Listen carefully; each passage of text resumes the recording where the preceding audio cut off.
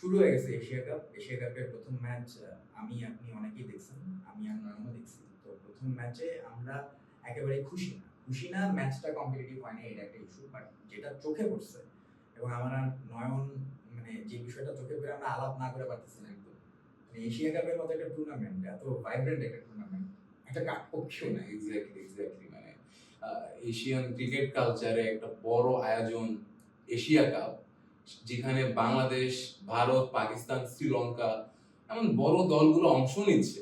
সেখানে আমরা দেখলাম যে এই বড় টুর্নামেন্টের first match Afghanistan Hong Kong what ever, মানে এখানে নামিবিয়া উগান্ডাও যদি হয় আমার দেখার দরকার নেই। ইউএই তো এই টুর্নামেন্ট খেলতেছে, নরমালি তো টুর্নামেন্টে আসলে হোস্ট যে ন্যাশনটা সেই ওর ম্যাচ দিয়ে আসলে এক্স্যাক্টলি টুর্নামেন্টটা শুরু হয়। সেখানে আমরা আচ্ছা আমরা মানলাম যে আফগানিস্তান আর হংকং দিয়ে ম্যাচটা শুরু হলো।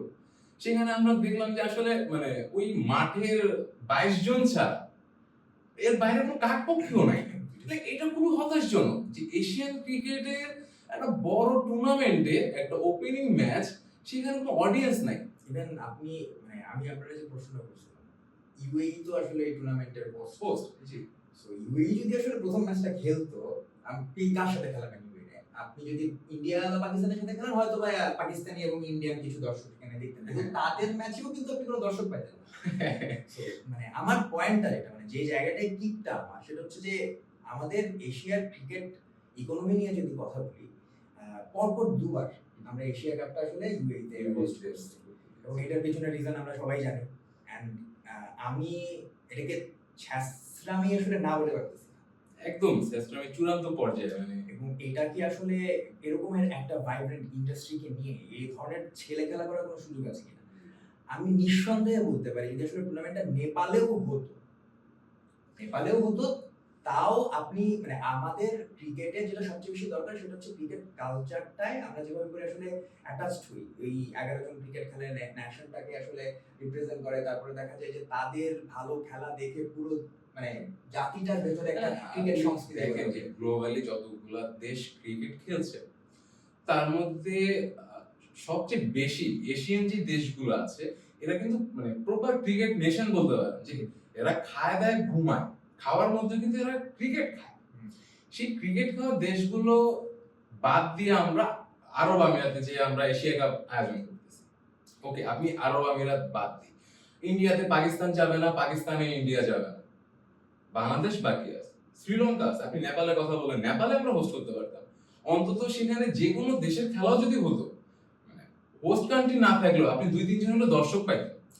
কিন্তু আমি খুবই হতাশ যে এশিয়া কাপের মতো একটা বড় মঞ্চের টুর্নামেন্টে ওই মাঠের খেলোয়াড় ছাড়া বাইরে কোনো দর্শক নেই।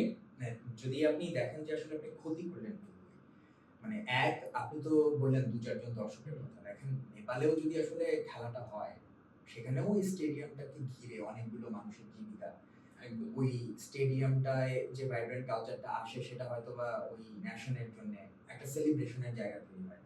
তো ক্রিকেটে আমরা যদি আসলে চিন্তা করি যে যারা কিনা এই টুর্নামেন্টটা খেললেন, মানে যে দেশগুলো এই টুর্নামেন্টে খেলতে যাচ্ছে, তাদের যে ফ্যাসিলিটি, তারা যে ধরনের স্টেডিয়ামে যে ধরনের ক্রাউড, যে ধরনের ক্রিকেট সংস্কৃতিতে আসলে ক্রিকেটটা খেলে মজা পায়, আমরা কিন্তু আসলে মনে হয় আসরের পরের ম্যাচগুলোতেও হয়তো বা সেই প্রাণটা পাবো না। মানে আমি বিশ্বাস করি মিরপুরে যদি আসলে আপনি একটা ম্যাচ করেন, সেই ম্যাচে আসলে ক্রিকেটারদের যে ইনটেক, আর দুবাইতে কিংবা আপনি যদি আসলে মরুভূমির মাঝখানে 11 জন ক্রিকেটারকে আসলে আপনি ল্যান্ড করালেন কোনোভাবে, তারপরে তাদেরকে একটা ম্যাচ খেলতে বলবেন, সেটা প্র্যাকটিস হতে পারে, কিন্তু ক্রিকেট একটা গেমে যে একটা স্পিরিট থাকে, সেই স্পিরিটটা কিন্তু আসলে টের পাওয়া যায় না। আপনি মিরপুরের কথা টানলেন, মিরপুরে ডিপিএল হয়, এখন এনসিএল আয়োজন হচ্ছে। আপনি ডিপিএল এ যদি লক্ষ্য করেন, ডিপিএল এ আমাদের যে পরিমাণ দর্শক থাকে, মানে বারবার হতাশ হচ্ছে যে এশিয়া কাপের একটা প্রথম ম্যাচে আমরা দর্শক শূন্য কেন দেখব?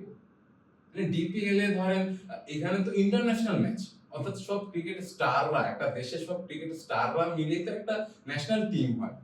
তো এখানে আমরা যখন ডিপিএল হোস্টেলে দেখি, মানে ফার্স্ট ক্লাস ক্রিকেটে আমাদের যে টিমগুলো হয় সেখানে হয়তো 2-1 জন এক একটা দলে স্টার থাকে, তারপরও আমরা যেই মানে অডিয়েন্সটা দেখি আর কোনো ছিটে ফোটাও আমরা এখানে পাইলাম না।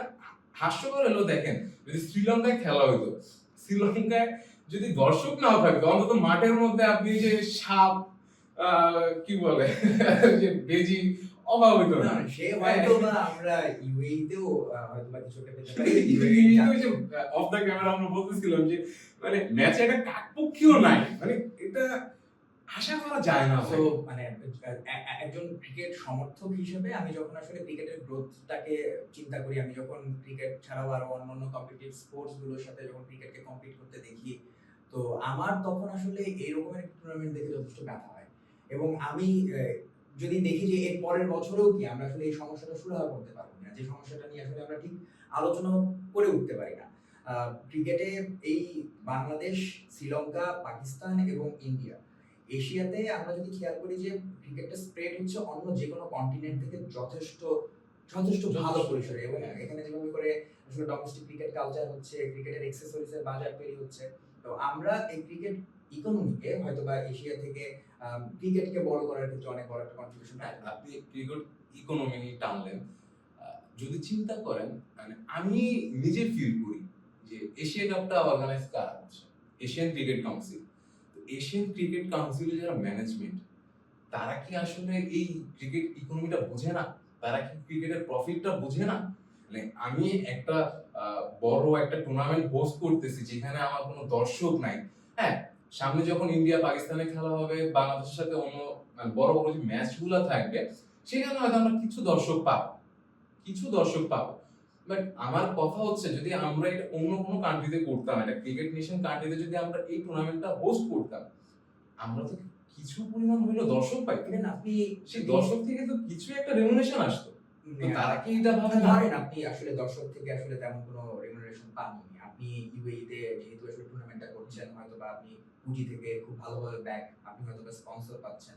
আপনার যদি মাঠে কোনো দর্শক নাও আসে, তাও হয়তো টেলিভিশনের মিডিয়া রাইটস এবং আদার যে আপনার ইনকাম, সেখান থেকে হয়তোবা আপনি আপনার টুর্নামেন্টটাকে ভালোই রান করেন। কিন্তু ক্রিকেট এই টুর্নামেন্টটা শুধু আসলে পয়সা কামানোর কিন্তু জায়গা না। এখানে ক্রিকেটটাকে ছড়িয়ে দেওয়া, ক্রিকেটের যে গ্রোথ, সেই গ্রোথটাকে নিশ্চিত করাই টুর্নামেন্টগুলোর কাজ। আসলে এই যে মানে এই যে এশিয়া কাপের আসলে এশিয়ার সর্বোচ্চ শক্তিশালী দলগুলো যখন কিনা একটা টুর্নামেন্টে আসে, এটা কিন্তু আমাদের জন্য ভয়ংকর। তো এশিয়ার সবচেয়ে বড় টুর্নামেন্ট, এবং সেই সবচেয়ে বড় টুর্নামেন্টটাতে আমরা গত ২ বছরের পর পর দেখলাম যে ইউএই তে টুর্নামেন্টটা হচ্ছে। ১ম বছর যখন ইউএই তে টুর্নামেন্টটা হয়েছে, okay fine, it's an alternative, যেখানে কিনা আমরা আসলে একটা বড় টুর্নামেন্ট হোস্ট করতে পারি, ফাইন। কিন্তু আপনি যদি দেখেন যে প্রবলেমটা সুরাহা না করে আমরা যদি আসলে এটাকেই অল্টারনেটিভ হিসেবে চিন্তা করে যাই, আমরা যদি দেখি যে এর পরেও আরো অনেকগুলো বছরে যেখানে এসএসসি হয়তোবা ক্রিকেটে ওই পয়সা কামানোর জায়গাটাতেই যদি ওনাদের মনে হয় যে ঠিক আছে, তারপরে যদি দায়বদ্ধতার জায়গাটা ওনারা গুটিয়ে রাখেন, অন্ততপক্ষে এশিয়া কাপ মানে যদি আমরা দেখি যে এরপরে ভারত এবং পাকিস্তানের সম্পর্কটার কারণে নষ্ট হতে যায়, সেক্ষেত্রে অবশ্যই যারা কিনা আসলে ক্রিকেটকে ভালোবাসে, যারা ক্রিকেটের গ্রোথ চায়, তাদের সবার দুঃখ পাওয়ার অধিকার আছে। এবং আমি আসলে পরবর্তী ম্যাচগুলোর দিকে তাকিয়ে থাকবো। আমি হয়তোবা আশা করব যে আবুধাবিতে আবুধাবি গভর্নমেন্ট কিংবা এসএসসি চেষ্টা করবো। ওখানে আসলে প্রচুর সমর্থক রয়েছেন, প্রচুর বিভিন্ন জায়গা থেকে মানুষ আসলে ওখানে ব্যবসা করতে যান। পৃথিবীর এমন কোনো কন্টিনেন্ট নেই যেখান থেকে হয়তোবা ইউএই শহরে আপনি আসলে কাউকে পাবেন না।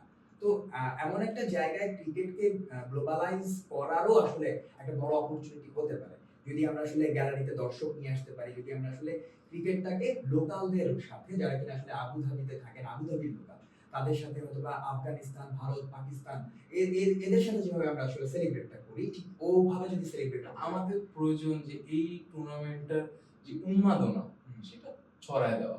মানে আমি বারবার একটা কথাই রিপিট করতেছি যে উন্মাদনা ছড়ায় দেওয়ার বিষয়টা আসলে এশিয়ান ক্রিকেটের যে দলগুলা এশিয়া কাপে অংশ নিল, প্রত্যেকটা দলই আমি বলতেছি যে একদম ক্রিকেট নেশন, মানে এরা খায় দায় ঘুমায় ক্রিকেট দেখে। তো এত বড় একটা টুর্নামেন্ট আয়োজনের লক্ষ্য হওয়া উচিত ক্রিকেটের উন্মাদনা ছড়িয়ে দেওয়া। আমি বারবার ওই জিনিসটাই না এই এশিয়া কাপের শুরু থেকে, এবং মানে আপনি এটা আসলে ফিল করবেন মানে পুরো টুর্নামেন্টটাতে এই মাঠেই আসলে আপনার মানে বি গ্রুপে বাংলাদেশের ৩টা খেলা, আপনার দেশে যদি আসলে জিম্বাবুয়েও খেলতে আসে, আপনি আসলে প্রচুর ক্রাউড পান। আপনার ক্রিকেটাররা যদি আসলে ভালো খেলে, আপনি আসলে ওই সাউন্ডটাই হয়তো আপনাকে পাশের রুম থেকে দৌড়ে টিভি স্ক্রিনে সামনে নিয়ে আসতে হবে। তো আপনি আসলে এশিয়া কাপটা খুব ভালো করে ফিল করবেন। আপনি বাংলাদেশের সাথে যে সামনে ৩টা ম্যাচ, বাঙালি যারা আছেন তারা আসলে আমাদেরকে ভুল প্রমাণ করেন। আপনারা সংখ্যায় অনেক বেশি মানুষ হয়ে স্টেডিয়ামে যান। আমাদের যারা আসলে মানে প্লেয়ার যারা খেলবেন তাদেরকে আসলে আপনারা যদি অনুপ্রাণিত করেন তাহলে আমরা যেন দূর থেকে খেলাটা দেখি আমাদেরকেও আসলে খেলাটা অনেক বেশি আনন্দ দেয়। সো আমি একটা স্যাড মুডে একটা গুড নোটে আজকে আমার আর নয়নের আলাপটা এখানে কনক্লুড করতেছি। তো আপনারা যাই বলেন না কেন নয়ন কিছু বলে তুমি শেষ করে দাও। আহ, কেবল তো প্রথম ম্যাচ শেষ হলো, পুরো টুর্নামেন্টে আসলে আমাদেরকে এনজয় করতে হবে, দেখতে হবে। গ্রুপ পর্বে বাংলাদেশ 3টা ম্যাচ খেলবে, আমরা সেদিকেই লক্ষ্য রাখি। সেকেন্ড ম্যাচ নিয়ে আমরা ইনশাল্লাহ আবার কথা বলবো। এই নিয়ে শেষ করছি। হ্যাঁ, তো এই নিয়ে শেষ করছি। আর মানে নয়ন আর আমি বলতে পারেন ম্যাচটা শেষ করে এতটা আসলে আমাদের মন খারাপ হচ্ছে, মানে ক্রিকেটের ভবিষ্যৎ নিয়ে এতটা স্যাড হয়েছে আমরা আমরা দুজন বসে পড়ছি। আপনারা যদি রেসপন্স করেন তাহলে পরে যখন কিনা আবার ম্যাচ শেষ হবে আমরা আমাদের স্যাডনেস কিংবা আমাদের হ্যাপিনেস নিয়ে আবার আপনাদের সাথে আবার বসবো।